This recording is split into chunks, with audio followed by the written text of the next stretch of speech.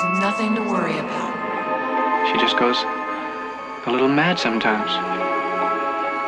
We all go a little mad sometimes. I am the devil, and I am here to do the devil's work. It's time for Ben's Horror Bullshit.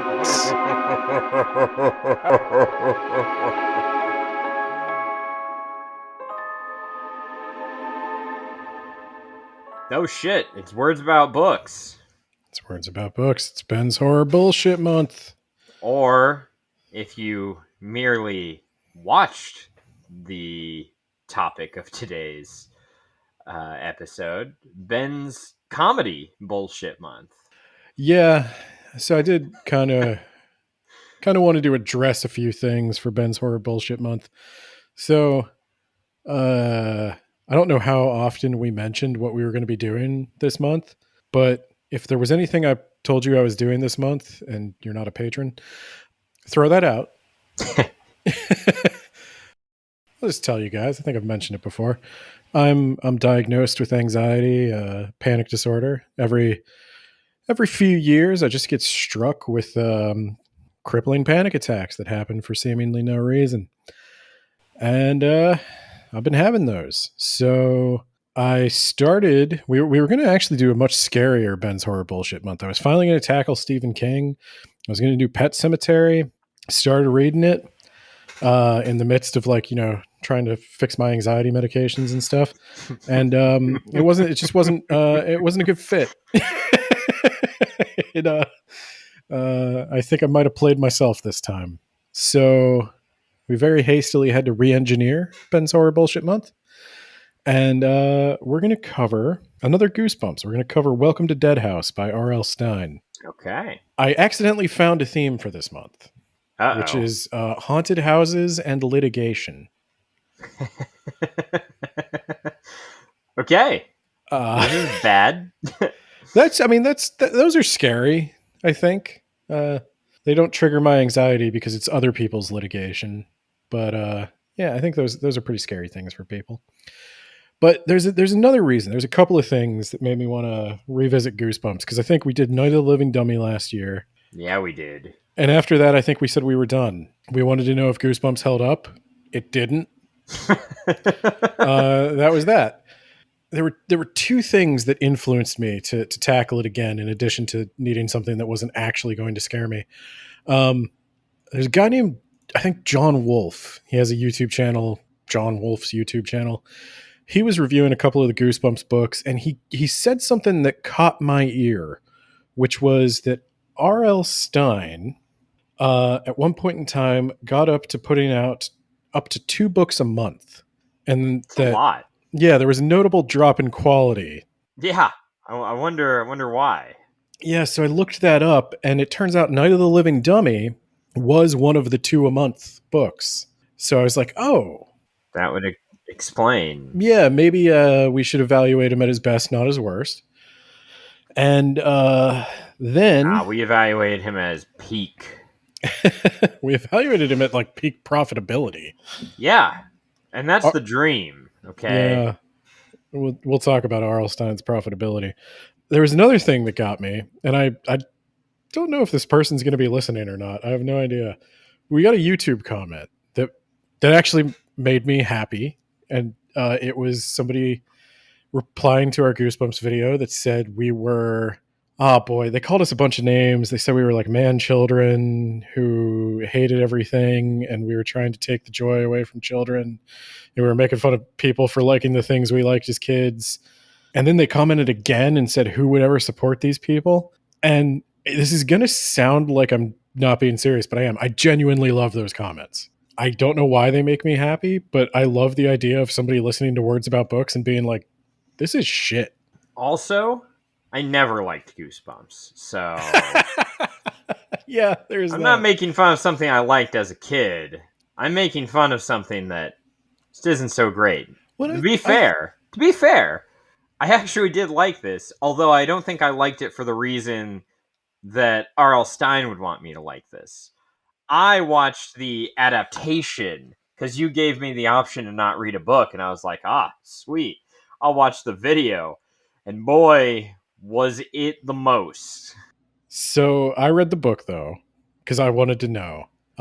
So I this person I think I favorited their comment or something, the one where they said who would support these people, because I was like, yeah, I'll be real with you. I don't know what the $10 patrons are thinking. Like, I can kind of bond with you about that. I literally would not give me $10. But thank you. But then when I liked their comment, I guess they felt bad or something, and they deleted their comment and they commented again and said that they're okay. I'll give it a chance. I'll give you guys a chance. We don't get any better. Well, I don't know. I was inspired by that. You're going to try to do better? I don't want to do that. That sounds like a lot of work. Yeah, because they were like, okay, I'll give you a chance. And I was like, you know what? I'll give Goosebumps a chance. I'm going to pay this optimism forward. And I think it paid off because I'll give you a spoiler for the episode here. This is solid. Okay. The book holds up. This is good. So that got me thinking, what the hell happened? How did Night of the Living Dummy? He started writing 2 books a month. Well, it's a little more complicated than that, as it turns out. So I went down a rabbit hole to try to figure out, like, what's R.L. Stine's contract here? How did it get, like, was he just writing the books and sending them out, or did he have some quota he had to hit? And this is when I find out that R.L. Stine, and I did not know this, maybe everybody else did, but R.L. Stine's books are not, they're published by Scholastic, but he does not work with Scholastic. He works with a company called Parachute Publishing, which doesn't publish, but licenses content to Scholastic to publish. And I don't know if this is common. This could be that's kind of funny. We don't have a comment on that video anymore, by the way. They removed all of it. They no longer give us a chance. Oh no, they didn't like it. They listened to another episode and went, no. I want to call that person out. It's better that the comment's not there because I don't want to call that person out. Yeah, our fan might be upset. Yeah, I don't want to send our legions of fan after them. Yeah, so I got into this like, okay, what the hell is Parachute Publishing? Parachute Publishing is owned, well, I don't know who it's owned by, but it's co-chaired by R.L. Stine's wife, Jane Stine. I guess Stine is his real name. And so they license the Goosebumps, or they did license, this gets complicated. They did license time ago. The Goosebumps Did they ever books. license the movie? The more recent movies? So this is where it gets complicated. So oh god. So R.L. Stine, I think he wrote Fear Street first. And those initial children's horror novels were pretty successful, and it got interest in more. So they contracted in 1992 that he would write 6 Goosebumps books. Welcome to Deadhouse is the first Goosebumps book. Yeah, that's weird. Because I remember the 2nd and the 4th and like the 5th and like a handful. I don't even know if I had this book. I think I did, but I don't know if I read it. Now, the cool thing, and I'm going to show you this, they sell these tins now. Ooh, that fancy. have it's classic Goosebumps. They publish 5 of them at a time, and you can actually get the classic cover art if you buy these like $60 tins. Because the classic cover art, as we established, is far superior to the remake. The cover art is like at least 70% of cover art by Tim Jacobus. It's on the back now, so I don't know if that was on the back before, but should have got him to do Edenverse. We would sell more copy. I don't think we can afford him. We'd have blown our whole Edenverse budget. So 6. This is the first. So he's not under any pressure yet. He doesn't have the burden of success. Nobody's clamoring for more. Take his time and do it right. And he did. There's So another Goosebumps TV series? Yeah. I Yeah, think there's a we new mentioned one this on before. Peacock. Disney. Or Disney. Yeah. Yeah, I hear it's not good. I hear the episodes are all interconnected. Oh, that was a big mistake. Yeah. Yeah, I can't really sustain that. Why not? So let's just go for broke. Goosebumps Star Wars crossover. I guess it could happen. Why not? There's a lot of reasons, but I don't know if it matters anymore. No, it doesn't. Yeah. We need a Mandalorian to go inside of a haunted house and get in a fight with a dummy of Baby Yoda. What if they do like the witch from Monster Blood, but it's that Agatha that everybody's all about? Agatha Christie. No, there's a new show called All About Agatha. Agatha, the villain in the Scarlet Witch thing that came out like 4 years ago. So, you know how? So I'm sitting there wondering, okay, so he contracts 6 books. How do we get to the 2 a month point? He got a truck of money, a dump truck backed up in his driveway, and was like, if you can somehow print like 24 books in a year, we'll give you 2 dump trucks next time. So there are 62 books in the original Goosebumps series. And as we're going to find out, it was only like a 4 or 5 year print run. Yeah. Right? Yeah. Because I don't remember seeing Goosebumps after the turn of the millennium. There's Goosebumps 2000. Oh my god! Another series that started. I don't remember anyone talking about it. To be fair, I grew out of it by then. Well, that's what I thought brother happened stopped too. getting it, but Well, that's what I thought happened saw it too. anywhere, like not even at like Scholastic Book Fair. No, that shit used to be in the grocery store. Yeah. Like I got all my Goosebumps books at the grocery store when my mom took me shopping. Right next to the Sonic Archie comics. Literally. Yeah. Yeah. Yeah. So I was looking into this, and did you know that Scholastic got into a big legal battle with RL Stine's wife? I didn't until you mentioned it to me. Yeah. So in 1996, Goosebumps is wildly successful. It's at the top of its game. It's been 4 years, and Parachute Publishing walks, like, I think literally R.L. Stine's wife walks into Scholastic, and she's like, "I want more money. I want more money. I want a bigger cut of the merchandising, and a greater share of the profits on print and television." And they go back and forth, right? And ultimately, Scholastic's like, well, you signed a contract, and I don't have to give you more money. So, shoot, go away. But unfortunately for Scholastic... But I want money. Unfortunately for Scholastic, Parachute Publishing still had like final approval on certain projects. So like they had to sign off on things before they could go forward, like toys, TV shows, movies. There is a movie. I remember that really awful movie about the mask. There is a movie in the works right now. There's one right now? Or are you right talking now. about back then? Back then, 1996, okay. There's a movie in the works. Yeah, with the Fox. Haunted Mask or whatever. I don't think that's this one. Oh, okay. But because I did see the Haunted Mask on VHS, and it's not great. Jane Stine, she doesn't approve anything. She's not letting anything go until Scholastic gives her more money. And I don't know if I would. I don't know. Maybe I'm not the big businesswoman here. Okay, but I'd be like, if I don't approve this, I make $0. I make. I think that's what Scholastic was thinking. Yeah.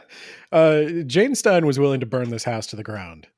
Scholastic, you know what I want you to do? I want you to flood the market with just all the stupid merch you can think of.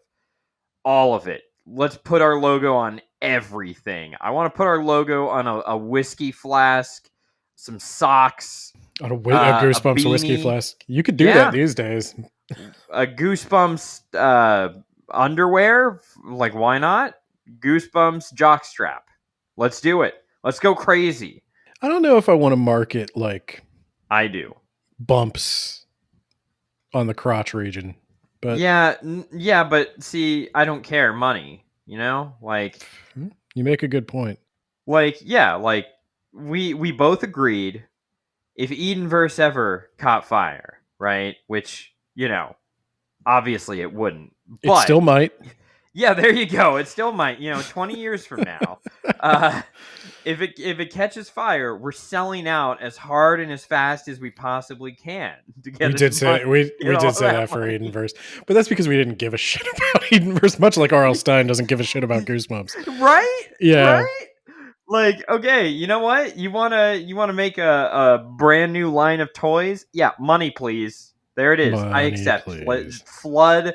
Get an entire aisle in Walmart. Okay, just nothing but Goosebumps merch. It'll be the Goosebumps aisle. Okay, so Goosebumps is a bunch of deals fall through. Like a deal with Pizza Hut fell through, movie deal fell through. Oh my god! Oh, think of all that money you're not getting. Yeah, bunch of merchandising fell through. You didn't get that Pizza Hut money. This is at the height of the Book It program.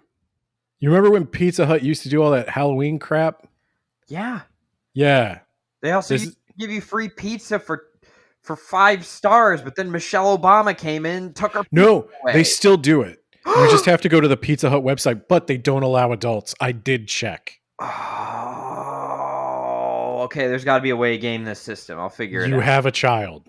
Yeah. Okay. You have a child. Yep.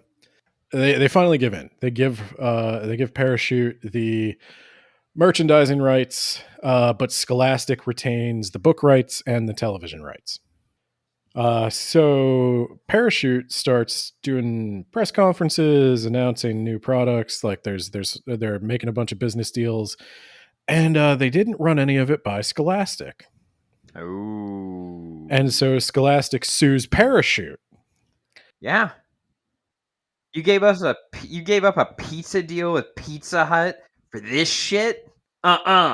So they're alleging that Parachute breached their contract by not consulting Scholastic on this business deal. And the litigation gets hilarious. Scholastic also argues that R.L. Stine breached his contract because there is a clause in the contract, and this is pretty common language I hear, that R.L. Stine is the sole author of the Goosebumps works that have his name on it. But Scholastic alleges that R.L. Stine is hiring ghostwriters, and that R.L. Stine only is solely the author of the first 16 Goosebumps books. Parachute doesn't hard deny this. Parachute says that yes, R.L. Stine hired freelancers to help him, but that the clause they're talking about was meant to prevent plagiarism and not to prevent R.L. Stine from hiring outside help. R.L. Stine, in an interview, would later say that he did write all the Goosebumps books himself, but that he got help with the outlines from freelancers. Now, everyone hates to outline, right? And I go into schools now and I talk to kids and I say, well, I outline all my books for the, oh no. Everyone hates it. But I really can't work without it. Yeah. And I do a very complete chapter by chapter outline of every book before I write it. And kids always ask about writer's block. What do you do about writer's block? Well, you really can't have writer's block if you've done all the thinking already. Okay. So as someone who recently read Night of the Living Dummy, there's some things in that book that really need to just be cut. They didn't need to be there. Well, there's also a couple of Goosebumps books where they just randomly switch to third person, even though almost all of the Goosebumps books are in first person. Huh, interesting. Yeah. I wonder why that could be. Huh. It's almost like, like almost anyone can write this stuff. But in this masterclass, I hope to teach you that writing doesn't have to be scary. So I guess my question to R.L. Stine was, what does that mean, help with the outlines? they sat down and they mapped out, all right, we got 2 kids, we got parents, spooky thing happens, they get frightened, we escalate it, eventually something comes to life, parents get kidnapped, kids save the day, plot twist, the end. I think RL Stine, you can have that one for free, but if you want any more of my sweet outlines, you gotta pay me. For all your stories, do you have like a whole bunch of ideas in your head already, or do you, when you like start to write a book, does it just all come then? It's usually one at a time. Especially, it's gotten harder because I've written so many books. Yeah. And it's usually, I mean, I'm so lucky because every time I need a new idea every month. I need an idea a month because I do a book a month. And every time I need one, I get one. Usually from a title. So I don't really have ideas in advance, but I get title ideas. And almost all my ideas come from thinking of a really good title. Well, I guess there's two possibilities here, right? So either they help him come up with outlines, in which case the book is their idea, or they help him, he writes the outline and they help him flesh it out into a book, in which case the writing is theirs. So I don't care that he has ghostwriters. Just like, I'm RL Stine, and this is my master class. so freelancers help R.L. Stine with the outlines, and Scholastic even said in the lawsuit, Parachute argues that Scholastic is not fulfilling their responsibility to properly market the Goosebumps books, and that's why they're experiencing declining sales. Scholastic says maybe the sales are declining because he's not writing them anymore. Ooh. Yeah, they were it got kind of sharp. So eventually Scholastic settles by purchasing all rights to Goosebumps from Parachute Publishing for how much do you think Goosebumps is worth? It's going to be a really low number, I bet, because of the ridiculous of this story. It's going to be like $3 million.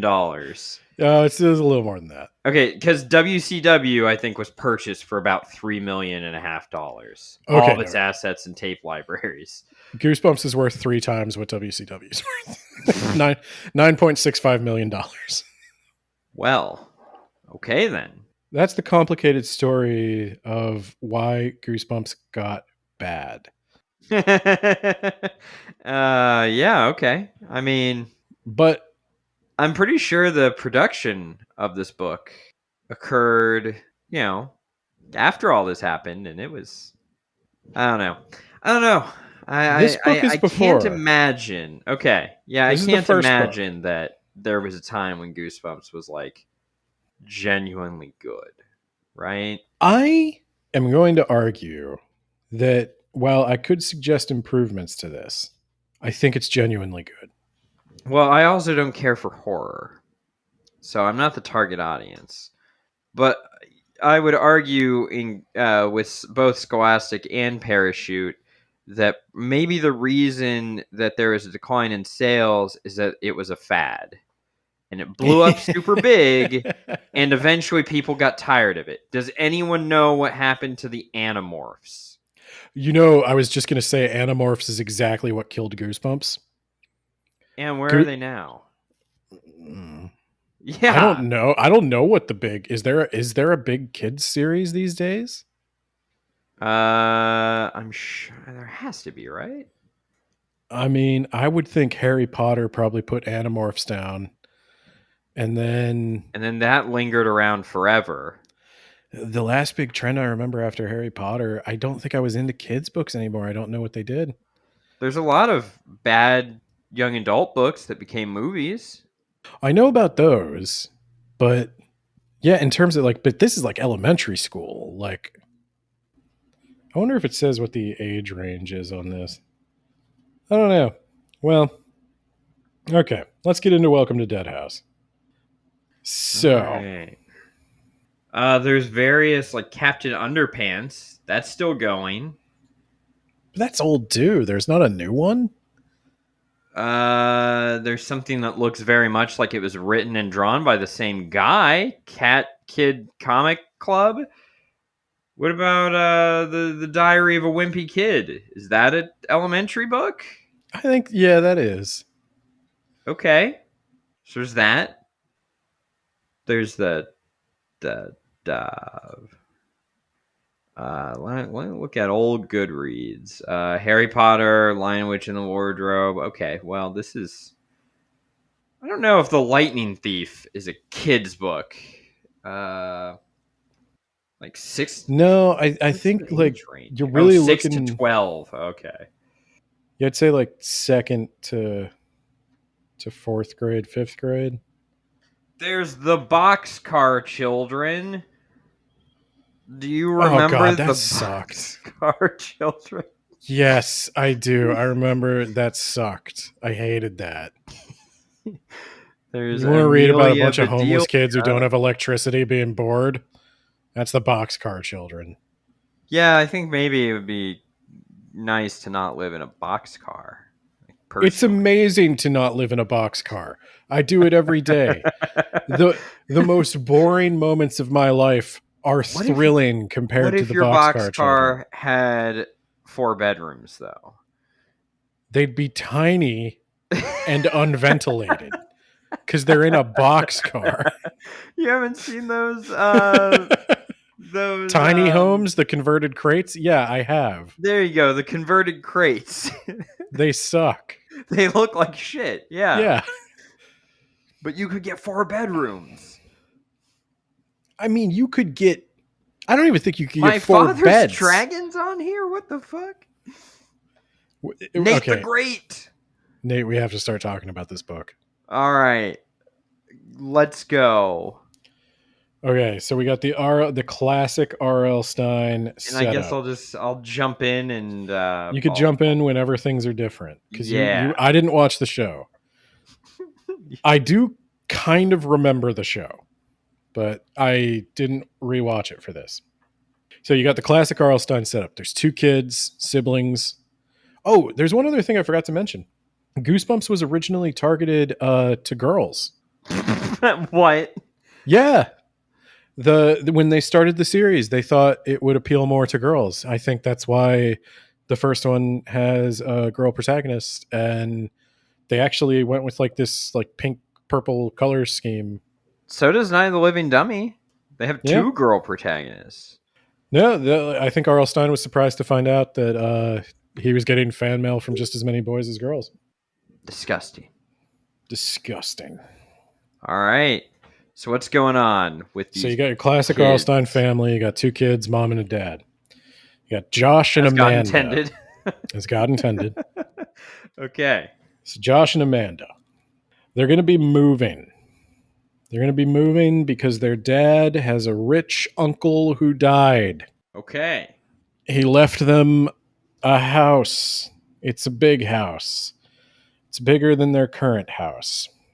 It's got 4 bedrooms. I think it has at least 4 bedrooms, actually. Yeah, these in the show, they're just buying a new house in the middle of fucking nowhere. It looks like rural Kansas, but somehow worse. I'm sure it's in Canada. They're like, oh, how could we afford such a palatial estate? Well, no one wants to live here. That's how you could afford it. I think actually all the Goosebumps ones were filmed in Canada. So that's probably why it looks like the middle of nowhere.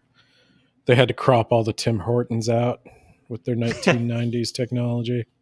They're being shown around. They're being shown the house by a real estate agent, Mr. Dawes. Yeah. I don't fully understand why a real estate agent is involved in a well, it makes more sense in the transaction episode because he's selling them the house. Yeah, so a dead uncle he'd never heard of left him this house. The dad's kind of dumb, which I think is a recurring thing in Goosebumps. And they're being shown the house by a real estate agent who I don't know why he has the keys to the house. Maybe the dad or the uncle willed it to him. The house is in a town called Dark Falls. Yeah. And that's where I would want to live. That's where I actually would want to live. Sudden Valley. That's another one. There's a town in Pennsylvania called Pleasant Gap. Pleasant Gap. Yep. I know where that is. It's right outside of State College. Yeah, it would be outside of State College. So Dark Falls is a town that has a lot of big houses and a lot of trees surrounding the big houses, such that the houses are almost entirely in the shade all the time. Oh my god. And all the shutters are always closed on all the They houses. definitely tried to make it look like it was in the shade all the time, but obviously they couldn't grow trees to match the set. So you just have to take your word that, it's definitely shady here, okay? Yeah, there's a lot of old growth trees. It's kind of cold in the town. It's basically your classic creepy horror story town. Oh, and I forgot to mention the family also has a dog. This is going to be important. They got a Yeah, dog. it's going to be important for me too. They got a dog named Petey, who is in the book a terrier. In the show, it is RL Stine's dog, I assume. I think they just had one dog. It's the show. Every dog in the show is the same dog. Like they just hired one dog trainer. Well, obviously. Like the kids are never going to notice it's the same collie mix in every show. So Josh, he's the little brother. He wants nothing to do with this house. Amanda, she's trying to play it cool. She's 12, she's old. She was supposed to be 12. All right. Yeah, she's 12 in the book, I think. So, she's aging into wisdom, and Josh is just this tiny 8-year-old or something. He hasn't gained her maturity yet, her world weariness. And he's being a bit of a brat. He doesn't want to move. He won't go into the house. He's going to stay outside with the dog. But then they lose the dog, and they lose Josh. That doesn't happen at all in my version. Amanda. So this is like, the classic R.L. Stine. You know how like every chapter has to end on some, bullshit cliffhanger. Oh, the episodes too. Okay. So yeah, like chapter 1 has to end with her leaving the house and going, Josh and Petey were gone. But then they're actually gone, and it's kind of stressful. But then they find Josh and Petey. They're driving around. They get in the real estate agent's car. I don't know why. I guess, he drove them there. I guess their car is still back at the real estate office. It's weird. There's some weird logistical setup. concerns. Yeah, I don't know. So, they're driving around, and then they drive up Cemetery Drive, which goes to the Walmart. No, it goes to the graveyard. So this is one of my favorite bullshit chapter ends, because it goes, I suddenly realized why Josh was darting and ducking through the gravestones, running so wildly through the tombstones. He was being chased. Someone or something was after him. Then chapter 3 begins. Then as I took a few reluctant steps towards Josh, watching him bend low, then change directions, his arms outstretched as he ran, I realized I had it completely backwards. Josh wasn't being chased. Josh was chasing. He was chasing Petey. That sounds like bullshit. And then she goes, okay. So sometimes my imagination runs away with me. Running through an old graveyard like this, even in bright daylight, it's natural that a person might start to have weird thoughts. That's the only time I can remember him addressing the fact that the chapter endings are bullshit fake outs that don't mean anything. But I love that he did address it. So they find Petey. He's running all around this graveyard. They can't figure out why he won't settle down. I'm going to yada a little bit. Great, because right now nothing is happening on my end. This is really hard for me right now. Yeah. All right, I'll just jump in here while you look for what you're looking for. My family drives 9 hours. That's the real horror, having to be in a fucking car with kids for 9 hours. And they go into the house, and they're checking out the house. And here's the bullshit fake out. They're up in the upstairs, the daughter is, and the camera pans over slowly. They're in a dark room, and there's a guy there. And he reaches out to her. And commercial, we're back from commercial. He reaches out and turns on the light. And it's like, I hope I didn't startle you. It was a real estate agent. What I was flipping through was they go back to their old house. Yeah, they don't do that in this. I guess they were checking it out, this new house, to see if they wanted to move into it. Like if they wanted to move into the free house. You just cut that part. Be like, hey, we're moving here. I know why they didn't in the book. Because she has a scene where she has to say goodbye to her like friends, and she's dealing with moving. I think he's doing something where like a little kid who's reading this, when I was a little kid, my parents moved. It is like complicated emotions. So I was pretty happy to get out of the town I was living in. It was a shithole. I think he's trying to do something, for kids to relate to. I think this is a story a lot of kids would relate to, and I think he's just sort of. Well, we cut that shit out. We've only got 2 20-minute episodes to cram this thing in, so we got to cut that out. All right. So, they do eventually move in, and of course, as they're moving in, that's when I think she starts seeing the boy. Yeah, but you left out the wreath, Ben. There is no wreath. The mom has a wreath that looks like shit. It looks like actual garbage. And the real estate agent's just like, he's just looking at it. He's just staring at it like, oh, what was that? There's wreath? A couple. That looks ugly. You should take that down. That's a menacing wreath. And the mom's like, yeah, it's supposed to repel like evil spirits and bring good luck and stuff. He's like, well, maybe that's racist. Have you ever thought about how racist it might be? Who are you to decide they're evil? Okay. Yeah, there you go. Yeah. One random change. They move 4 hours away in the book. They drive 4 hours with kids in the car. Yeah, that's still awful, but at least it makes sense. 9 hours, you're getting a plane ticket at that point. Yeah, absolutely. Especially pre 9/11 world. You can just walk on a plane just with whatever. Yeah, 9 hours. I mean, God. That's like, I could be like halfway down the East Coast. Yeah, I could be in a different state.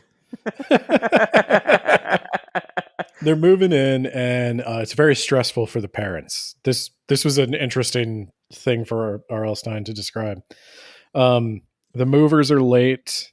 The parents are dealing with a bunch of crap. They're trying to get all the furniture in. They're trying to get everything unloaded. No, we've only got 2 20-minute episodes. Cut that shit out. Furniture's already in the house. It came pre-furnished. Josh is still rebelling against the very idea of moving, even though Josh quickly becomes a non-character after about 4 minutes. He's really upset about moving, and then they're like, "All right, we're gonna focus on his sister. Josh, go away. We don't have time for you." So he's upset about moving. The dog's going nuts. Amanda keeps seeing a kid. Yeah. Except he's a grown ass fucking, he's like 16 in the show. Later on, they meet him in the street and she's like, wait, I saw you last night. And I'm like, wait, hold on. This is who you saw? This guy is fucking like, this guy is definitely in high school. All right. There's no way this guy is a child. And yeah, Dad is like, I looked in every room in the house, including the attic. And don't go in the attic, Ben. You've got 4 bedrooms. You don't need that attic. If a kid is going to sneak into my house and live in my attic, he can stay there. No, because I'm storing my stuff up there. You want to revive this debate? You want to? Yeah. Get in the comments. I want everybody in the comments right now.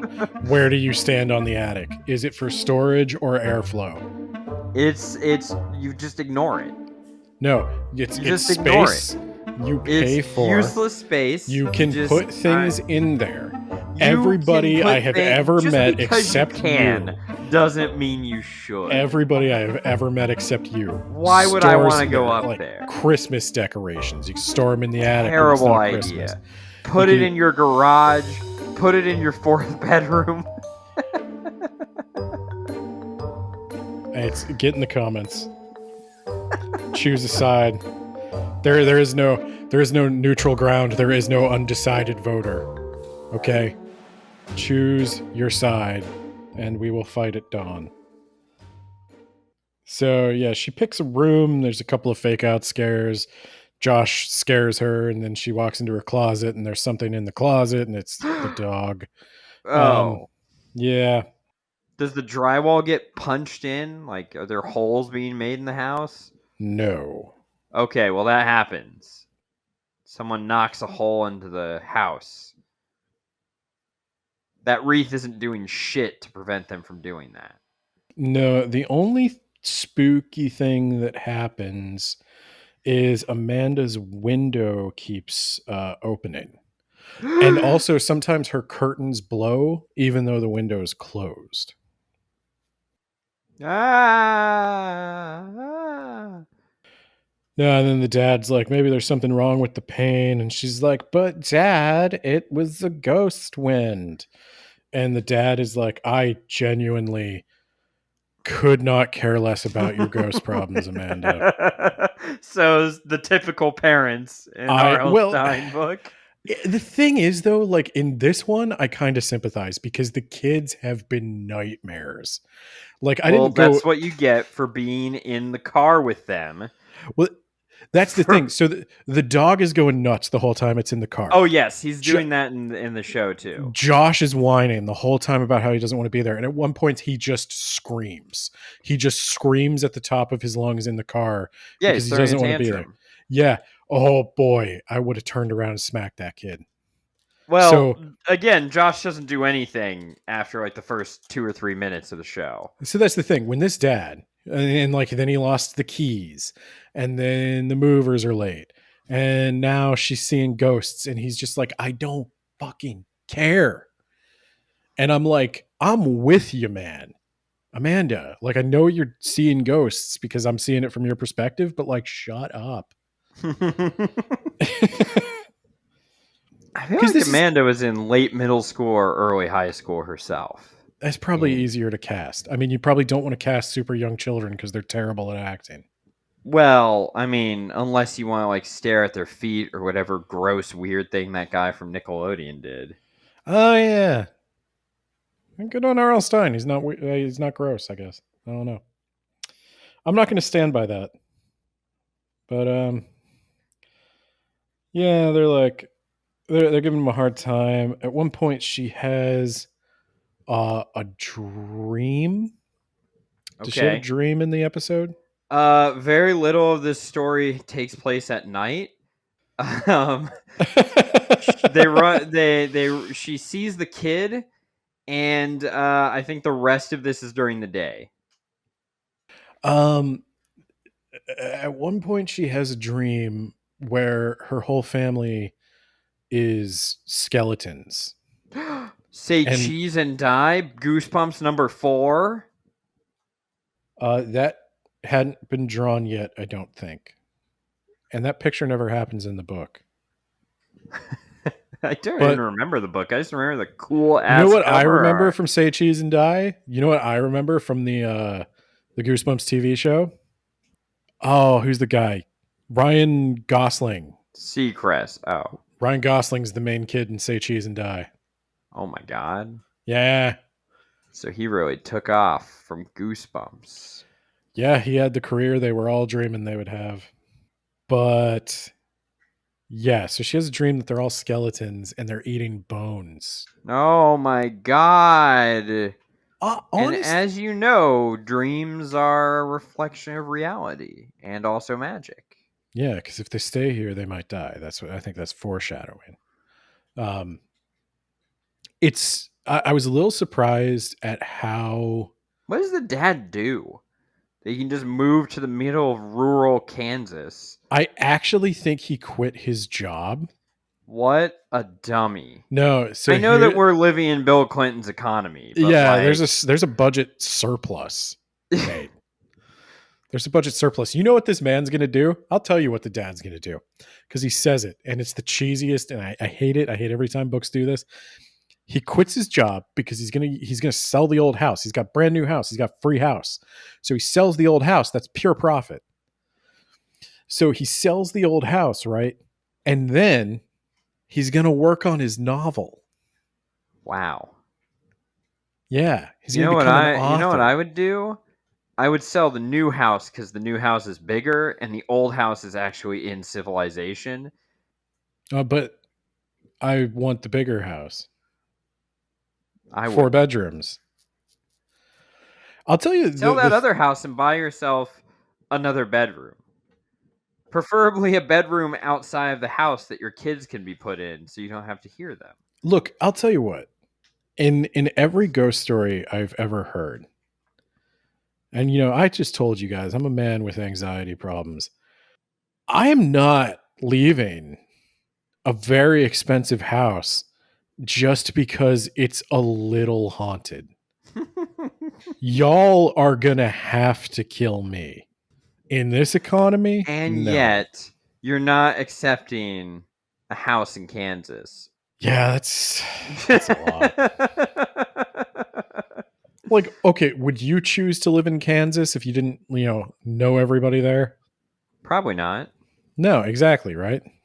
Yeah, but I can't pack up friends and family and take them with me Well, until nor can I, Nate. unless I become a mega billionaire and win the Powerball. So That's not what I would use my Powerball on. Sorry, friends and family. So yeah, the other weird thing that happens, and this is never explained. I don't know why this happens.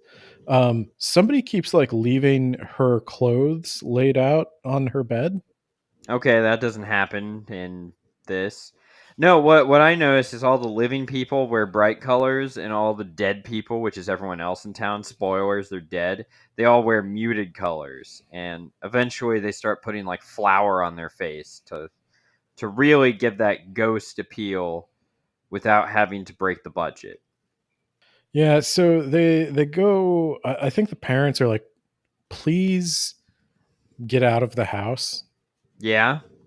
And that's when they come across a group of terrifying children who surround them, one of whom has a bat. And they're like, "Do you play baseball? I carry a bat around everywhere with me at all times. Oh, wait, guys, the light is coming out. We should go." And she's like, "Hey, I saw you in my house." He's like, "Your house? Oh, well, I used to live there." It's like, "Yeah, okay, but like, the fuck were you in my house anyway? Cool that you used to live there. Don't go in there anymore. Or alternatively, put in an offer. I'll go back to where I came from. This is Clinton's America, okay? I can go wherever I want." Make a bid, 8-year-old child. Yeah. Hey, he was easily 16. Yeah, there's Maybe 15. the scene is pretty similar. Do they surround them yeah, in they an do uncomfortable actually. fashion? They do actually. Yeah, Hey, the you're one the new kid. Do I they- talk like this. they don't talk like that. You don't talk like this so that you know there's something weird about me? No, they're pretty. Is it because I'm wearing clothes that look like it was out of Oliver Twist? Oh no, they're wearing normal clothes. The only It looks like the clothes. It looks like they're like, all right, we need some muted colors for our clothes. What have we got? The prop department. Yeah, okay, this will do. This is from an old high school play. Let's throw this on. Okay, so I think I might be detecting a slight difference in the nature of the townsfolk. Do you play baseball? So the weirdest thing. Twilight hasn't come out with the greatest baseball scene ever yet, but it is the greatest set to what? Oh god, it's some Muse song. What the fuck is it? Supermassive Black Hole, I think.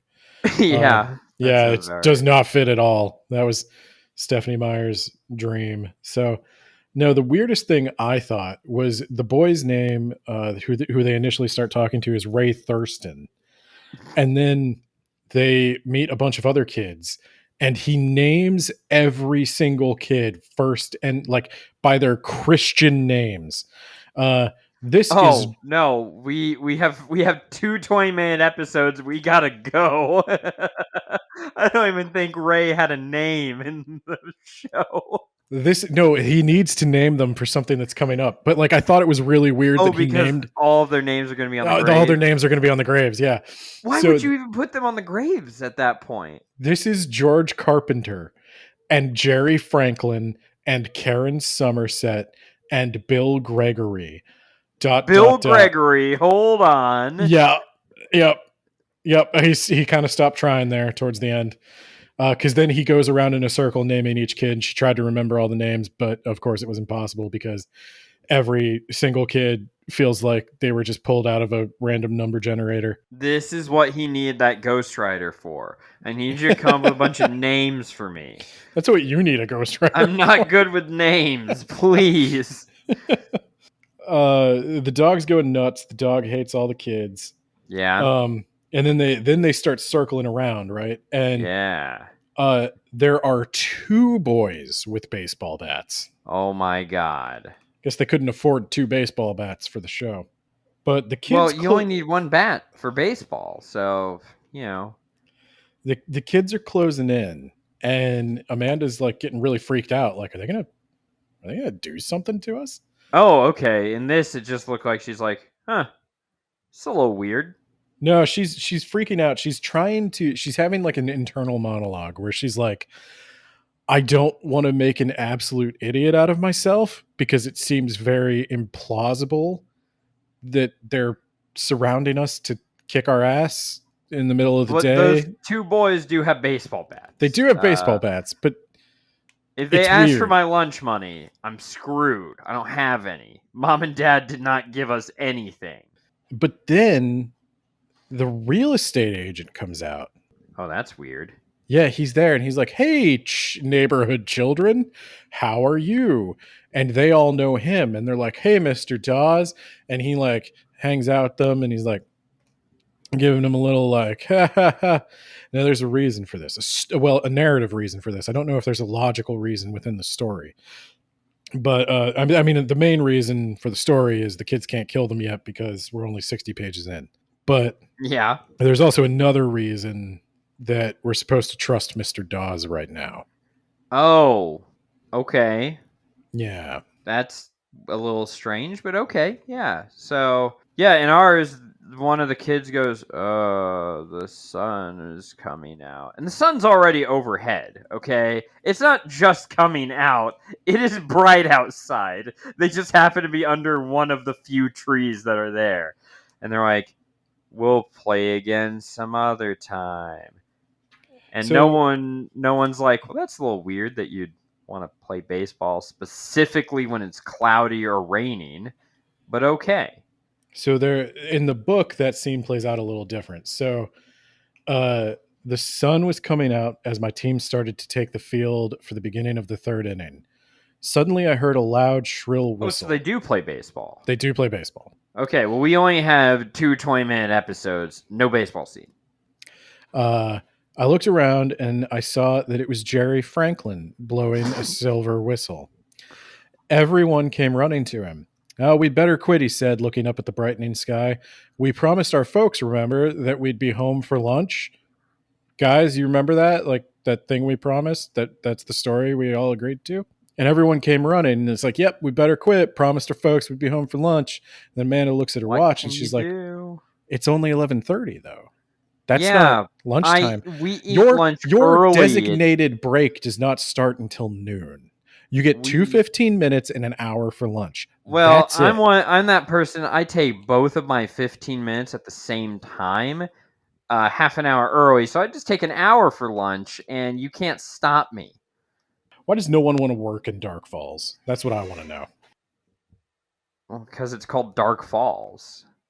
So yeah, they run past, and then days go by. They're hanging out with the kids. They're living in the town. 2 20-minute episodes. Days are not going by, son. No, they're still there, and they things are going well. You're freaking me out, Amanda. I wish you'd stop seeing things. Me too, little boy whose name I've already fucking forgotten because you're a non-character. I wish Josh? that I stopped. Yes, I wish that I would also stop seeing things, Josh. Okay, so this is where the book heats up. Oh, perfect, because it heats up a little bit to a what's below a simmer. A warm? A low? It heats up to a warm. It's warm in the oil in the pan. So they lose the dog. The dog runs away. Oh my god, again? That doesn't happen till like way later here. They're looking for the dog. I don't know. This might be getting towards the same climax. It's not very long. Oh wait, no, the dog does escape, and they can't find him. And Yeah, they can't find. This is probably going to play out a little different because I was actually kind of surprised by how violent the book gets. So they start looking for the Mr. dog. Wood starts strangling a dog, who's probably the same exact dog. Yeah, in the show it was probably that fucking collie. So they lose the dog again. They're looking for him all day. They can't find him. They can't find him. They look for him. I think this is the second night of the episode. He gets out at night, they don't find him, and now we're back to day, and we're not going back to night anymore. Oh, okay. So they go home. They drive the parents drive him around. They're like, we need to go look for him. And the mom's like, no, you got to eat dinner. We'll look for the dog again tomorrow. He can't have gotten that far. I think we're supposed to trust the neighbors in my version, not the real estate agent. Because the neighbors are going to bring up, they're like, oh, things in Dark Falls are great. Tell that they had that big old chemical spill that happened. We haven't gotten to the chemical spill yet. They get to it real fast in this because we only got 2 20-minute episodes. We gotta go, and they talk to the real estate agent who I guess is just hanging around. He just lives here and he just pals around, and they're like, "You should have told us about the chemical spill." And his response is like, "Yeah, I guess I probably should have." Anyway, bye, and he just leaves. No, how do you not know about a giant chemical spill? So it's dark out now, and Josh, it suddenly occurs to him, and I want to say Josh is very stupid, but I think he's the smartest person in the family. It doesn't mean a lot right now, but Josh recalls that the last time Petey ran away, he went to the graveyard. Huh. And Josh is like, hey, Amanda. He shows up in a room, first off, with a giant fucking halogen flashlight. Okay. He's like, hey, Amanda, it's midnight. You want to go to the graveyard? Do I ever? Yes. No, I don't. What, are you insane? He's like, okay, I'm going to the graveyard. Petey's obviously there. That's where I went the last time. Yeah. And that's common sense. Yeah, it would have been common sense. It's really actually quite weird that this didn't occur to you. They're going to the graveyard in the middle of the night, literally at midnight.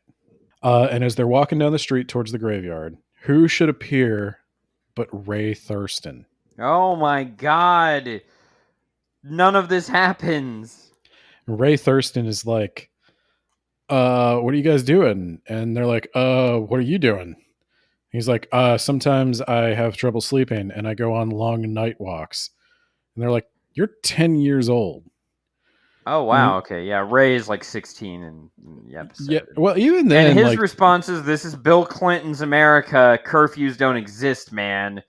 You can walk down the street and nothing bad will ever happen to you, I think. I feel like it was the golden age of serial killers, but I think this is when they started running those. It's 9 p.m. Do you know where your children are? Just to remind parents that they're supposed to know where their children are.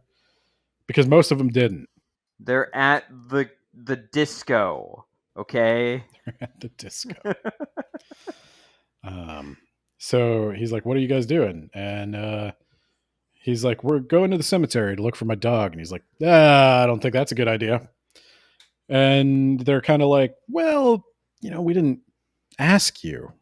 So So shut up. Yeah, it's like, you can come with us if you want. He's like, I don't think you should go to the cemetery. And they're like, okay, but we're gonna.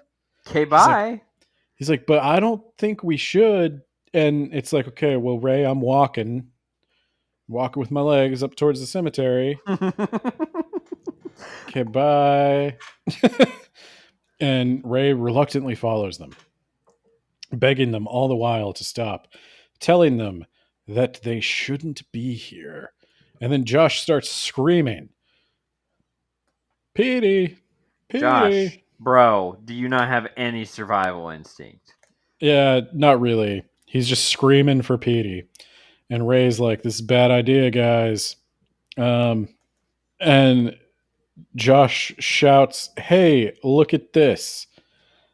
And they find a strange structure at the edge of the cemetery. Okay. It's an amphitheater. Okay. Interesting. Had they not noticed this before? I don't know how they didn't notice the amphitheater before. And they're like, wow, weird. Who would build an outdoor theater at the edge of a cemetery? Goths.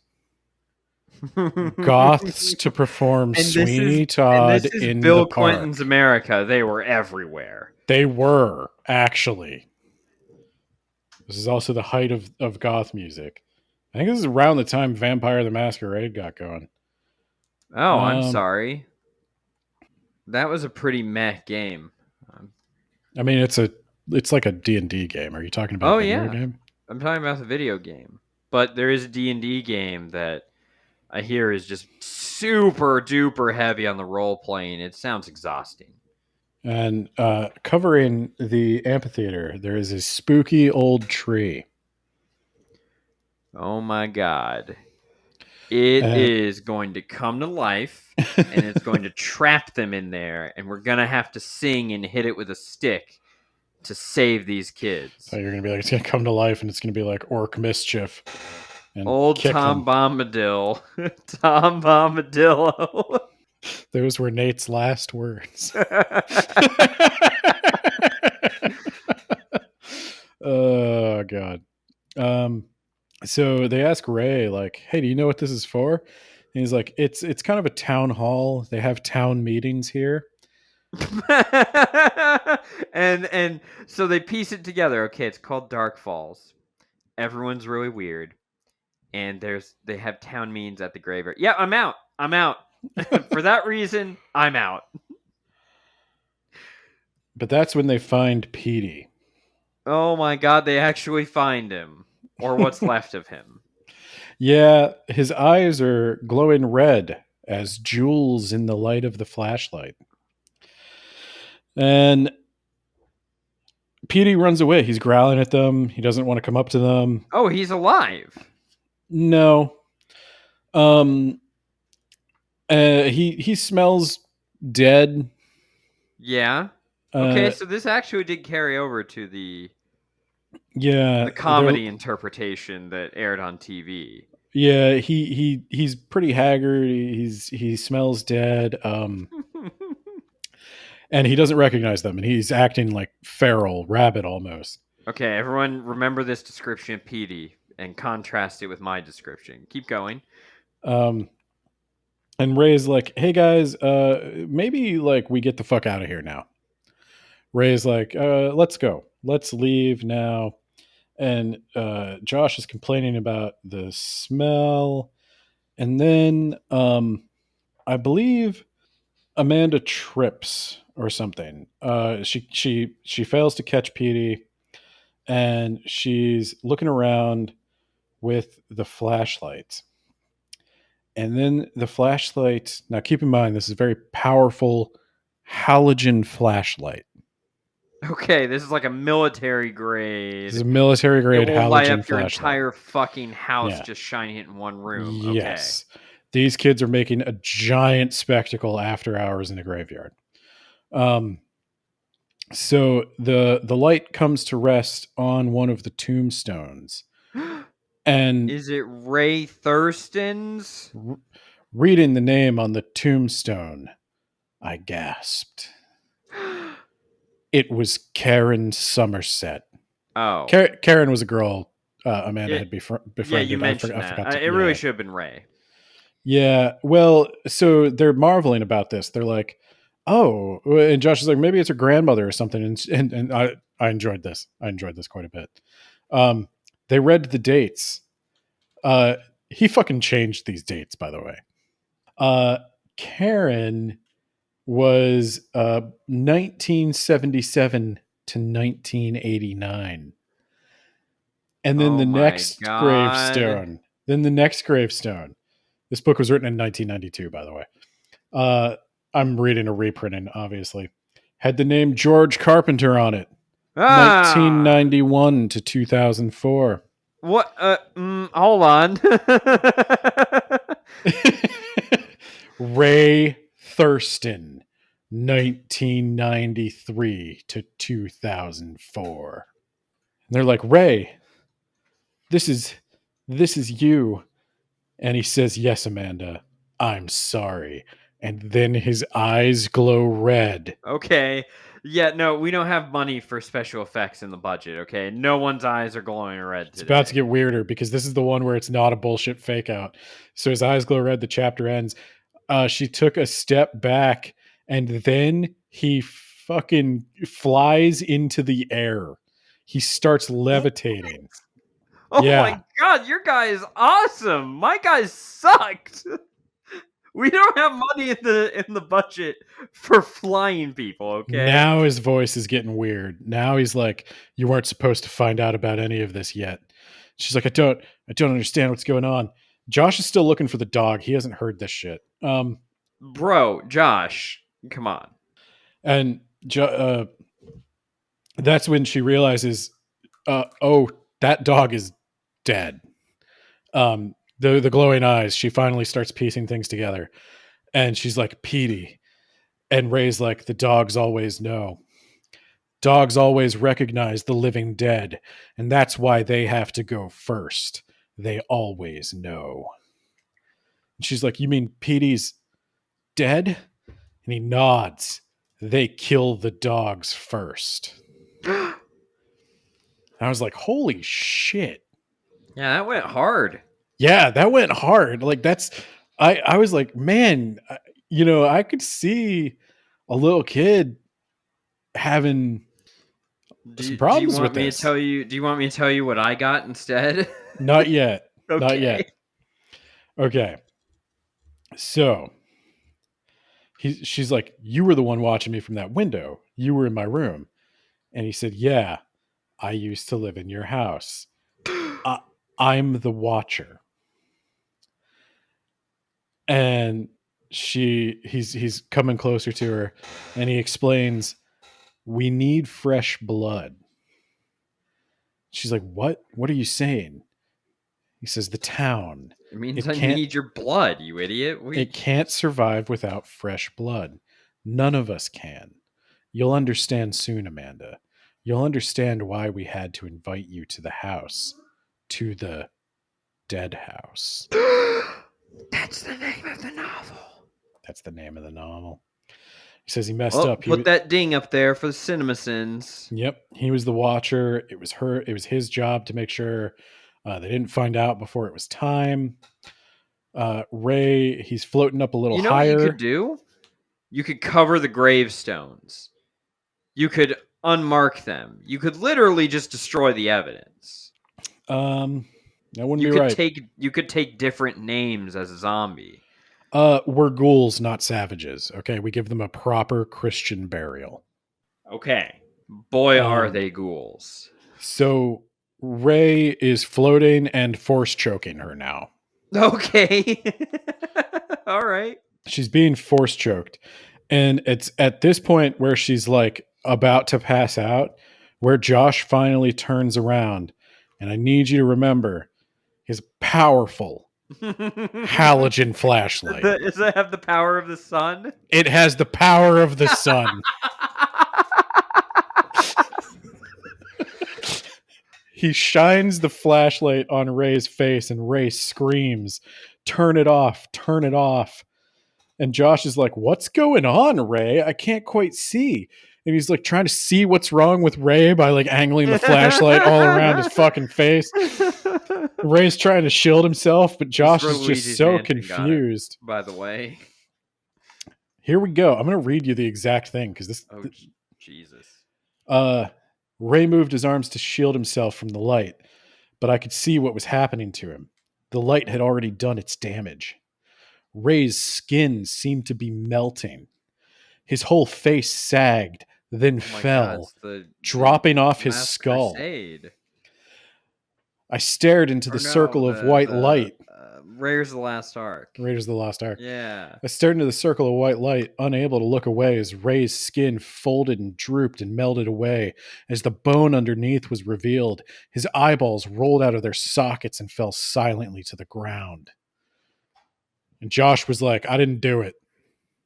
You didn't see anything. Let's get the fuck out of here." Yeah. All right. Here's the story, okay? Yeah. He did this to himself. We found him this way. He was depressed.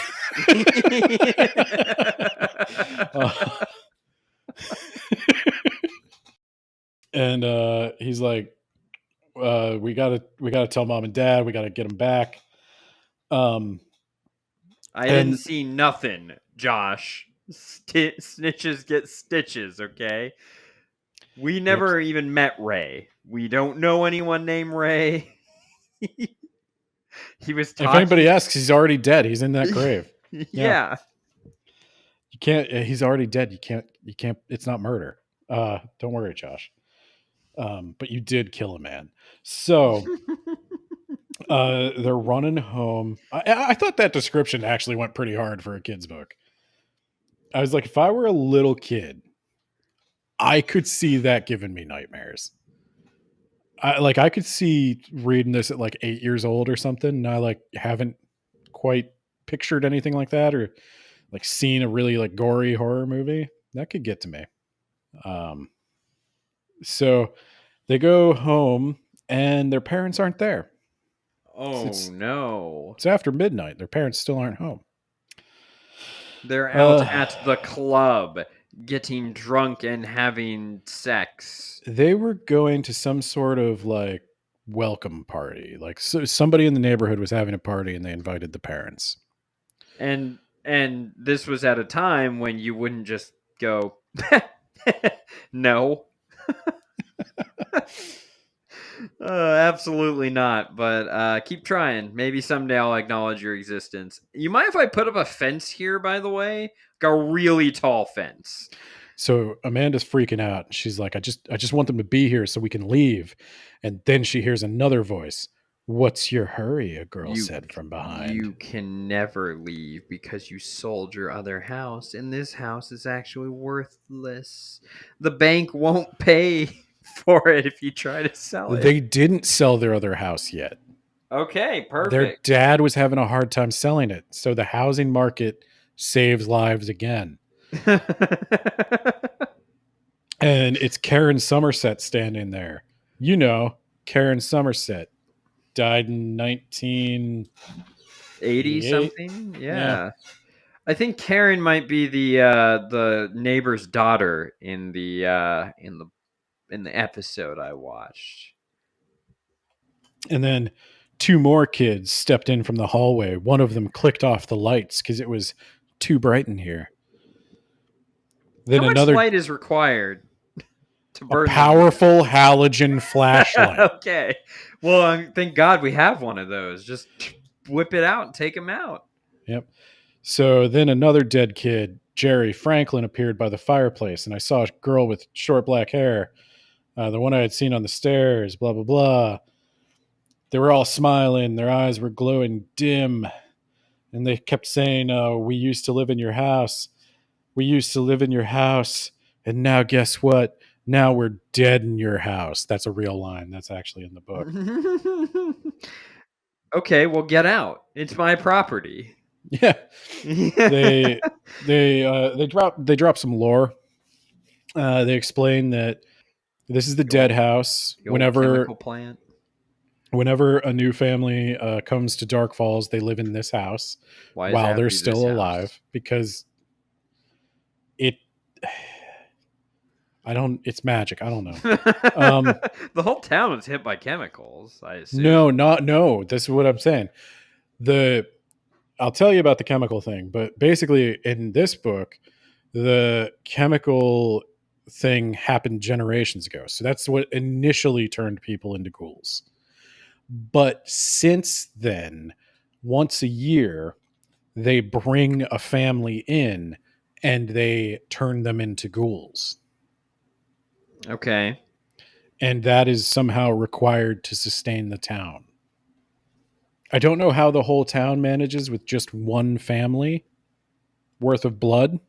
I don't know if it's actually blood. Like, I don't know if they're referring to, like, we need new blood. No, that is what they need in the show. But there's far less ritual involved in the show. There's a lot of ritual involved in this. And so that's when Mr. Dawes bursts in as these kids are, like, lore dumping and threatening to kill them. Mr. Dawes jumps in and he's like, holy shit, guys, everyone in this town is dead. We gotta go. We gotta go now. All right. And the first thing the kids do when they get in the car with Mr. Dawes is they shine the flashlight directly on his face, right? Like, does this hurt you? So they get in his car and she's like, where's our mom and dad? And he's like, come on, I'll show you. They're safe now, but I don't know for how long. They get in, and Mr. Dawes is like, there's something wrong with this whole town, man. How the fuck were you a real estate agent for this entire time without realizing that, Mr. Dawes? He's only lived here a couple of years. That's what he says at the beginning. How'd you... Bro, I picked up on how weird this place was within a day. It's described as slightly less weird in the book. Yeah, I guess because the book had more than 2 20-minute episodes. So they're driving around, and Mr. Dawes is like, your parents are in it's a kind of outdoor theater next to the cemetery. Wait, we were just there. How did we miss them? Oh, that's so weird. Is there a back road to the cemetery that we would have missed them? Like, yep. There is back road to the cemetery. Okay. And then Josh, he did bring his flashlight. He brought it just in case, but the sun will be up soon, so he probably doesn't need it. And then they get to the cemetery, and they're running through, trying to get to the thing. Their dog's there, and Josh is still trying to get to the dog. Amanda forgot to tell him the dog is a zombie. She literally said, I hadn't had the chance to tell Josh. Josh, you should put 2 and 2 together. Okay? Yeah, Josh, your dog's dead. So she's chasing after him. She's screaming, like, don't go after him. He's dead. And then suddenly, Josh tripped over a low grave marker. Oh my God, is it Dawes' grave marker? He cried out as he fell. The flashlight flew out of his hand and clattered against a gravestone. Who the fuck are putting these random, possible to see grave markers down here? That's a hazard. I'm bringing this up at the next city council meeting at the edge of the graveyard. It was the gravestone of Compton Dawes. Oh my God. Did he die in the 80s? He died in 1996. What? The same year. What? The same year Jane Stine demanded more money. So Jane Stine. So he died after the little girl died. Yeah. He was one of the people lured here. Okay. Yeah, I told you the chemical spill is not a thing. So Dawes, it's his turn to drop some lore. So his eyes turn red and he's like, this was a normal town once, and we were normal people. Most of us worked in the plastic factory. Wait, how the fuck would you be a normal person if you were one of the people lured here, Dawes? I don't think he was. I guess the plastics thing happened. I guess I was wrong about that. I guess it happened in 96. So what the fuck? Okay, so how is there someone who died before him by like a decade? I think maybe RL Stine fucked up when he updated the dates. Okay. I can gravestones. accept that possibility. Maybe he shouldn't have. Right. And I think most kids think if you write a book, you sit down and you start writing. Right. And a lot of kids will say to me, out of you, right? Yeah. Yeah. And a lot of kids say, I get bogged down in the middle. What do? I never quite get to the end. And I say, well, I figure out the end first. Right. I can always get to the end. Well, in fact, isn't that right? You do. You know the ending first. Yes. Right. And you work, That's in some what ways, I do. work backwards. And then from I it. know Yeah. how to fool the kids and Yeah. keep them from guessing the ending. But I said, but I have that. But I know, the hardest part of a book to write is the middle. Right. It's impossible. It's where all books die. So there's a plastics factory accident. Something Plastic escaped. factory accident. Okay. Something escaped from the factory. It was a yellow gas. It floated over the town so fast we didn't see, didn't realize, and then it was too late. Dark Falls wasn't a normal town anymore. We were all dead, Amanda, dead and buried. Yeah, But the we couldn't real rest. the real horror was mustard gas.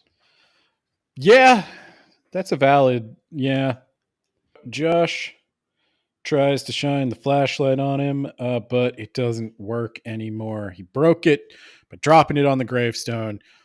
You He dumbass. no longer has the power of a halogen flashlight. Do they have Sunny D? That's the power of the sun in a drink. No, but they got the actual sun. It's coming up. For some reason, he waited till morning to bring him out of here. That's when the ritual has to take place. Yeah, so it's too bright for him to like wander in the open. He has to stick to the shadows. So they stand in the sunlight and he like ducks away. He's like creeping around the shadows trying to get there. And then they look down in the amphitheater and it's their parents tied to a post about to be ritually sacrificed.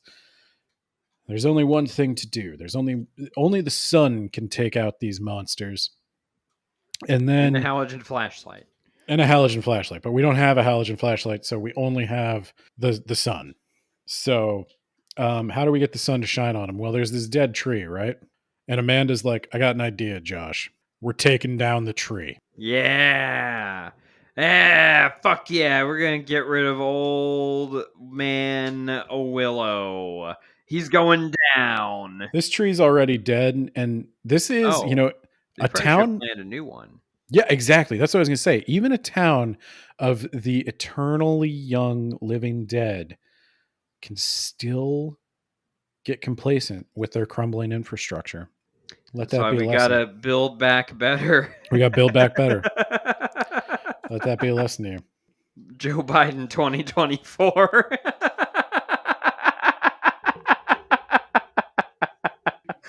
Oh.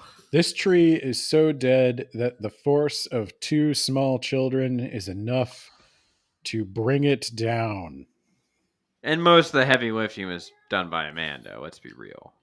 It was definitely mostly done by Amanda because I don't even think Josh, he doesn't even have leverage. His legs are stubby and short. Children are useless. So, well, though I guess these parents are pretty useless too. Families are useless. And RL Stine gets a lot of mileage out of this. They push over the tree, and then the whole town's worth of horrible screams rise up. People are just melting right and left. The skin melted away. The dry bones collapsed. I saw Karen Somerset stagger across the floor. I assume she means the ground. Her hair fell out, revealing a dark skull. She cast a glance up at me, a longing look of regret, and then her eyeballs rolled out of her sockets. She opened her toothless mouth and cried, "Thank you, Amanda. Thank you." That's weird. Yeah, I don't think she'd be able to make the TH sound without teeth. Also, you could just die, right? You could have walked into the sun at any point. No, the plastics had my soul. Okay. So the real menace was the fact that they lied about recycling. You can't actually recycle all that plastic. And as a result, we've got too much plastic, and all that plastic is killing small town America and trapping their souls in undead ghoul bodies. It sounds ridiculous the way you say it, but like that's not super far off what's actually happening. Okay, all right. Have you ever seen the thing where people are like, don't millennials look like younger than other generations? And it's like, yeah, it's all that microplastics. Yeah. It's all in my skin. That's I'll how I never keep age. young and healthy. Well, young. You can't prove that I'm not healthy with all these microplastics in me. They're forever, Ben. When I'm gone, half of my body will still be here because they're coated in plastics. I give nothing back to the earth. I claimed this matter. It is mine forever. Okay. So, you want to know the bullshit ending? Oh, they were dead all along. No. Okay. So they get out. They're driving away. But somehow, in the time it took their parents to arrange movers and everything, I think maybe Why didn't you just leave your shit behind? I paid for that. Okay. Like, I had a lot of valuable stuff stored in my attic. I guess they sold the house. Yeah, no, because otherwise, if you're about to tell me someone's moving in the house, Because somebody's fuck moving you, into the that's house. my house. You're Somebody's not moving into the house. my house, you fucker. I figure out the end first. So I guess they sold the house, and Amanda's like taking one last look, and the people who are moving in there, the two kids get out of the car and they turn to Amanda and they're like, "Oh, who are you?" She's like, "Oh, I used to live in your house." And by the way, ghouls live in this town. You need No. to run away. She's non-specific as to that point. I found she was dead all along. No. I used to live in your house. I found myself answering. And then I turned and ran full speed down the street. She thinks to herself, wasn't that Mr. Dawes standing on the porch with a clipboard in his hand? It couldn't Go back be. and finish the It job. couldn't be. Get a halogen light. It just couldn't be. I didn't look back. I slammed the car door behind me and we sped away. Amanda's not above sacrificing another family for her own safety. So she wasn't dead all along, but she's not a good person. Okay. Well, let's get into where things differ. So the dog is gone in my story, Ben. My visual book. That is a book. It's a visual and audio book. If audio books count as reading, then visual books also count as reading. Yes. That's going to make people mad. Good. You should be mad. It's a controversial point. Okay. So we're looking for the dog, and we find just all the townspeople hanging out at the graveyard. Also, it's daylight, and we're sneaking up, and they're talking all weird, like, "All right, everyone, we're gonna feed soon." And they're like, "But I need to feed now because, like, look at me, I won't survive another few days like this." And then they step on a stick and it cracks loudly, and they see the kids. They're like, we're gonna get those kids. And it's Bill Clinton's America. It generous SNAP benefit. So it's cut like a comedy because I was laughing my ass off. The townsfolk, they chase them through the woods outside the cemetery. They're running for their lives. The kids are screaming, "Oh my God, all these people with white makeup on their face to make them look paler." They're chasing them. And cut to the parents and their neighbors are just at the parents' house. No sound. They're just like, "Oh, having a little tea party. Oh, I hear the weather is going to be really warm out. Oh yeah, that's really weird. It's not usually this warm in July." Oh man! And then cutting the kids, they're running away. A guy's grabbed Josh You or are whatever. He's beating the hell out of your mic during this explanation. He's grabbing him. Quit hitting your mic. You were just bashing your face off your mic the whole time. He's grabbing him. He's grabbing the kid, Ben. That's the sound kid grabbing is. Okay. and then we cut back like, huh. So yeah, where's Where are your kids? They're supposed to be here for lunch. That's really weird. They haven't come back yet. And they're kicking this guy off of him. The son manages to catch a guy, but only specifically on his arm, which turns to dust, Ben. It doesn't melt the flesh off his bones. It turns it to dust. That's a cheaper effect, and it's probably easier to get, I don't know if Get like that G rating. Yeah, I don't know if Frosted Flakes wants to advertise on the face melting. So they run home. The entire town is, none of them are floating or force choking. They're walking very slowly, right? They're zombie ghouls. And they get into the house. They're like, oh my God, Mom and Dad, we gotta bar all the fucking doors and windows. We're gonna die. The whole town's zombies. And the first thing is like, they're like, guys, this joke has gone on far enough. But then the neighbor's dad is like, I'm gonna try and replicate his tone. It's not a joke. It's real. The chemical plant years ago. It spilled the chemicals and now everyone's a zombie. We've got to bar the doors and windows. He's the most monotone, definitely trustworthy guy ever, right?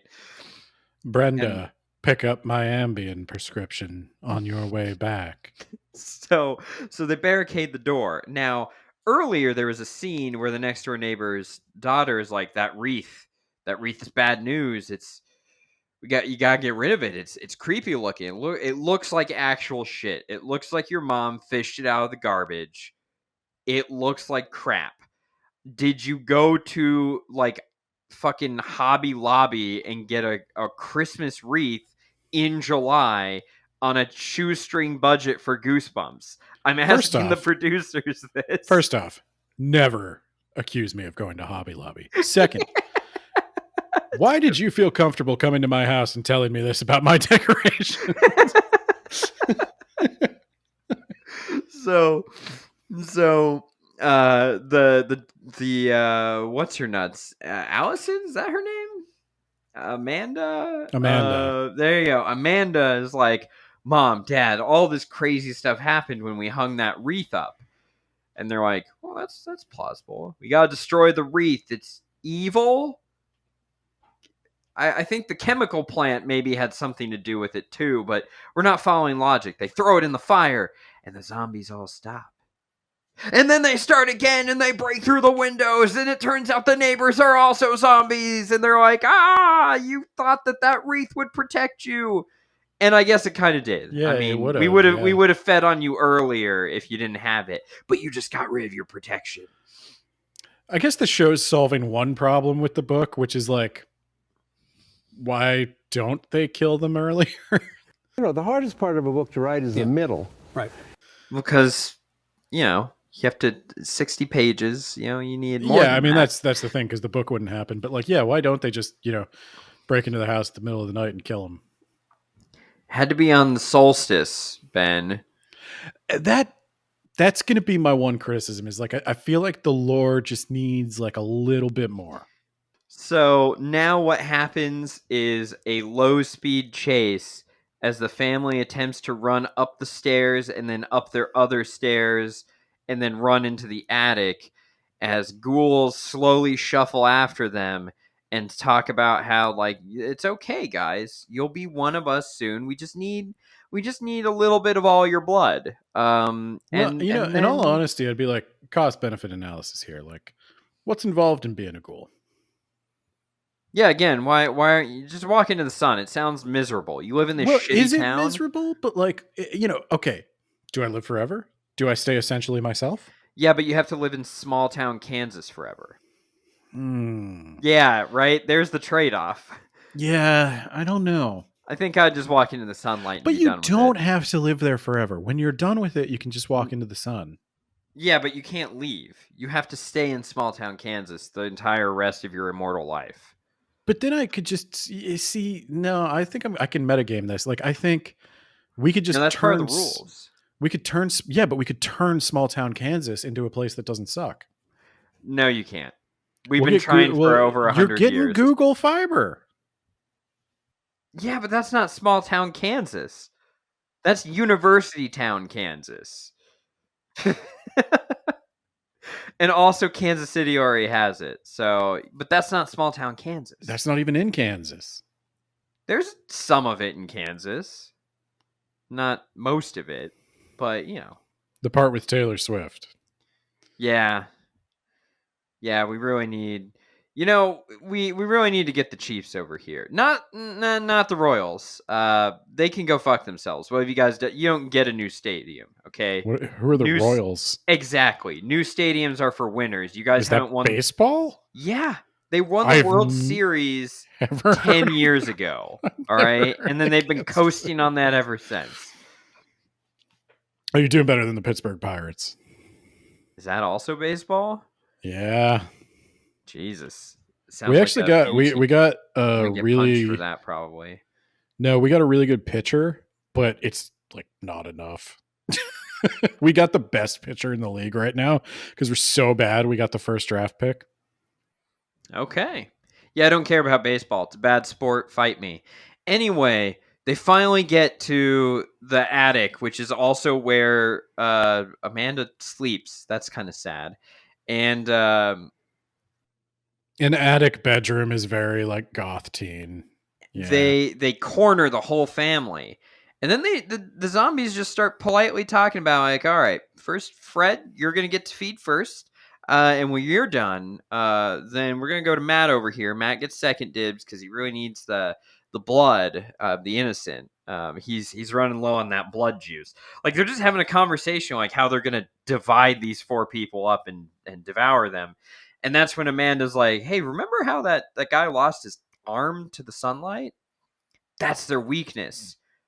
And they open some shutters instead of pushing over a tree. They valiantly open shutters. And nobody's like, Amanda, I've had enough of your bullshit ideas. And like, aren't you the one who wanted to burn the wreath? Yeah. What if we open saved the day this time? If we open the shutters, I swear to God, Amanda, if we open the shutters and they turn into Supermen, to Captain Planet, yeah, with the light of the yellow sun, you're out of this family, Amanda. Yeah. So all the people inside turn to dust, and they're like, "Oh no, we got to get out of here!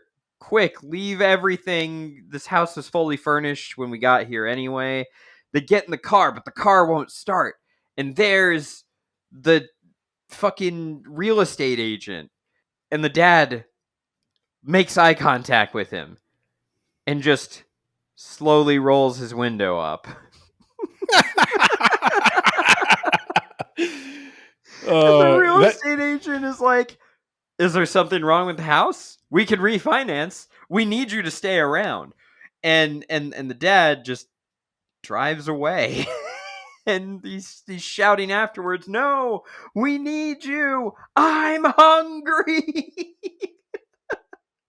And then they're driving out of small town Kansas. Dad's like, oh, well, guys, I'm hungry. But maybe we should like wait and like pull over at the next town over. Like, yeah, no shit. We just escaped the living dead. Let's wait until we're in civilization again, you fucking idiot. Yeah, we'll stop at the Arby's in Light Spring, okay? There you go. Yeah. And then, who's that on the side of the road but the dog? He's alive! And also, I'm pretty sure he was just in the open sunlight. That's important for the next scene because they get him in the car and they're like, yeah. Why does it smell like ass in here? It just smells like rotting ass in here. And they all just start looking at each other. And then they look at the dog and he's white, like he's been covered in flour. He's a ghost dog. I remember that. Don't they like actually shift the dog and only the dog into like grayscale? Yeah. That's what it looks like. And he starts barking. And it's like, ah. But I even remember like the bark too is just like a normal dog bark. Like it's not threatening at all. It is like he's happy to see you. Yeah. It's like, all right, well, I guess we're just going to have to park in the sun for a moment, leave him in the car, wait for the sun to do its thing, and once the dog is put down for good, we can just drive away. And get another dog. Yeah. And that's how it ends. Well, that's both versions of Welcome to Deadhouse. I don't know if they did Welcome to Deadhouse in the new series. I don't know. I guess I do have Disney Plus. I don't care though. Goosebumps is a 90s thing and also a pretty good movie. I like the 2016 movie or whatever it was. But also it was a good call getting Jack Black to be RL Stine because the real RL Stine, no charisma. I am growing weary of Jack Black. Yeah. The Minecraft movie is too much. Oh no. You didn't know about this? I knew there was a Minecraft movie, and I thought, well, that's a stupid Jack idea Black for a movie. is Steve. That's the trailer. It's just Jack Black looking like Jack Black going, "I'm Steve." Oh my God! Is it based on the novelization by Mel Brooks' son? I'm never going to watch that movie. I don't care. Oh my God! I'm Minecraft Steve. I'm gonna eat zombie flesh. If you got milk, there's probably like a milk marketing thing in there. I don't care. So, welcome to Deadhouse, Words About Books rubric. I read the book. I'm going to rubric it. We rubric Night of the Living Dummy. I think this is only fair. So, content and ideas. This is probably my biggest criticism, I think, of the book. I didn't hate the boring beginning bits. I think they did a good job of covering. It wasn't a scholastic book quiz. Well, there was enough of that stuff, but I think they did a good job of making it relate to something kids actually go through. Like, I think in Night of the Living Dummy, they were trying to do that with the two twin girls, but like, I don't know, it just didn't read as a real sibling experience. It didn't read as like a real thing of like sibling jealousy. In Welcome to Deadhouse, I think her saying goodbye to her friends and dealing with trying to be the responsible older sister and trying to make her parents' life a little easier by like being, I don't know, a more mature kid during the move while her younger brother is just throwing a fit. That seemed like the kind of stress a family with kids that age would go through moving. It's hard to move with kids. So I bought that. I thought that was good. I thought that was a good way to handle the early bits. I feel like he really thought about that. The only thing I wish is once they got to Dark Falls, I wish there was just a little bit more about how all this is supposed to work. Because like there's a bunch of there's spooky stuff, right? Like her curtains blow on their own. But why though? Was that a ghoul going with the curtains? Yes. And her clothes, dummy. Her clothes are laid out. But why though? But why though? The plastics factory thing, like, okay, that's cool. I like that as an idea for turning them into ghouls. But like, please explain to me like the fresh blood thing. How does the blood help them? How are you going to squeeze a town's worth of blood out of 4 people, 2 of whom are children? We just need to feed it to the dead tree, and then it will rejuvenate us. Yeah. I wish there was a little bit more of that. I think they had the opportunity to do a lot with that. And I think he had the pages. I think he should have put a little bit more into the lore. Respect a young child's interest in lore. So I'm going to give it 3 for content and ideas. I think you got your clear ideas. I think it was just a smidge underdeveloped.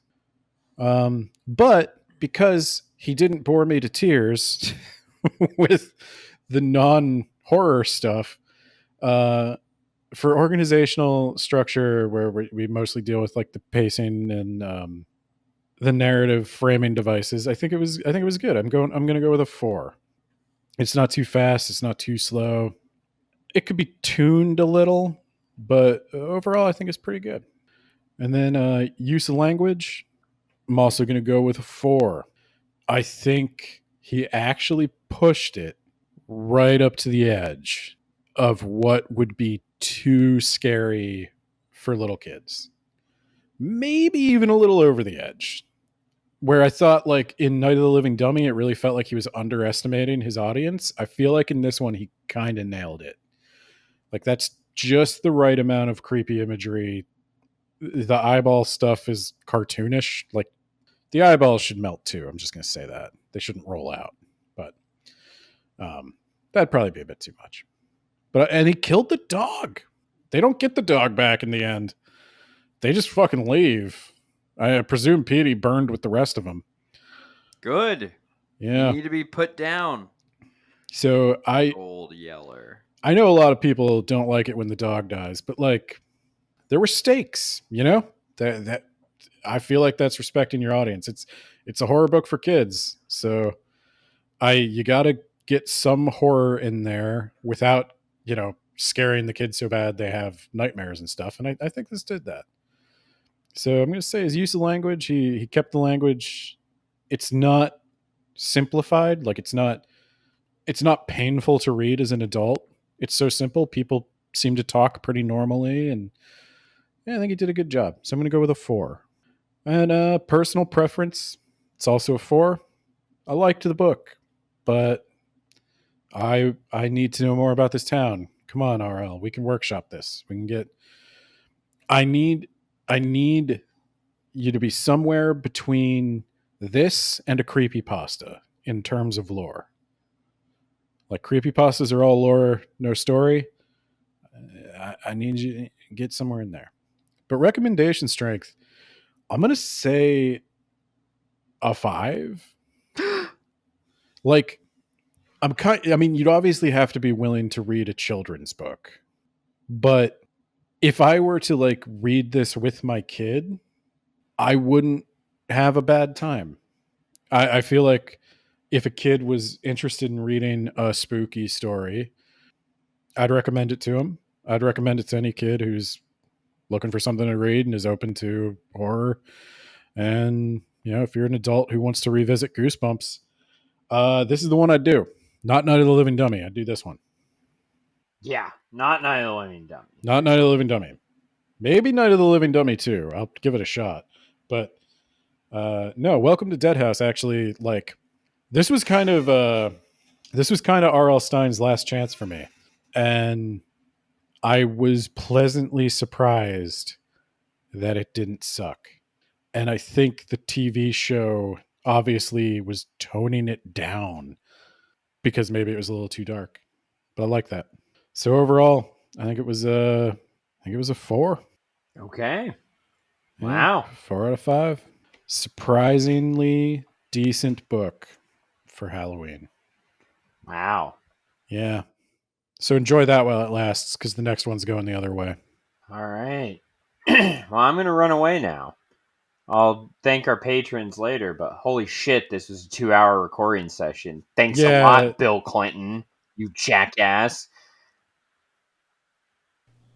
But in a shocking R.L. Stine level twist, Nate did not edit this episode. He backed out at the last minute and asked me to edit it. So it falls to me to record the part that he did not.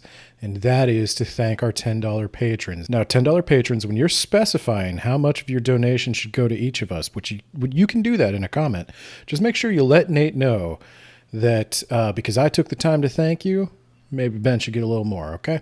So, the people I'd like to remind to leave that comment are John Bierce, actual author of The Mage Errant, The Rack, and an upcoming new project, Spooky Shy with a Y, over on TikTok. Jamie, the Gravy Man.